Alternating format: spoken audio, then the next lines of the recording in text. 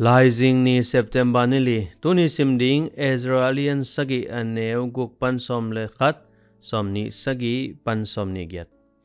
EZRA in topa tukham sinin zui ding le Israel mi te ahil ding in kipekhia hi EZRA alien sagi aneu som Khris Ading Sapna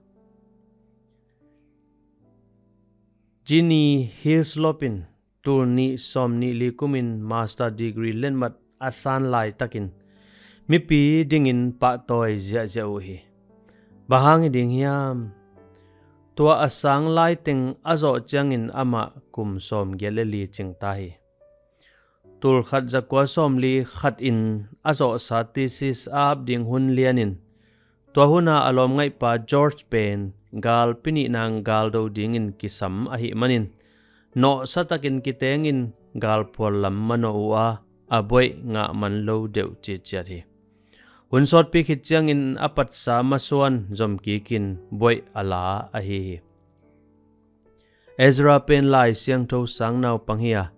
pasien chu kham alim kan ma sultan na Babylon panin Jerusalem cha ding angak la ma khata hi EZRA pen topa chu kham te sinin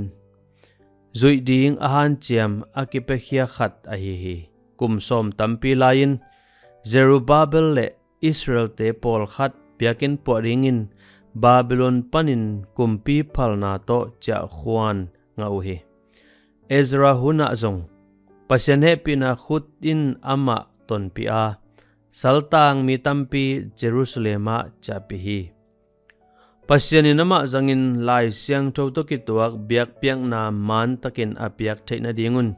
EZRA in thukham bu hong hi mi khem peukunin pasien biau hi kum som tampi anga ki changin pasien tha to EZRA in ama sol na sep tang tun hi ama wanglet na sunga hong piak na sep izo dong han cham chan ni pasien sol na sep na tang tun na ding bang na hi ding hiam ama pil na le wang len na to na koi chi han cham ding hiam pasiano sep dinga nong sol na sep ka zo nang hong hu in amen.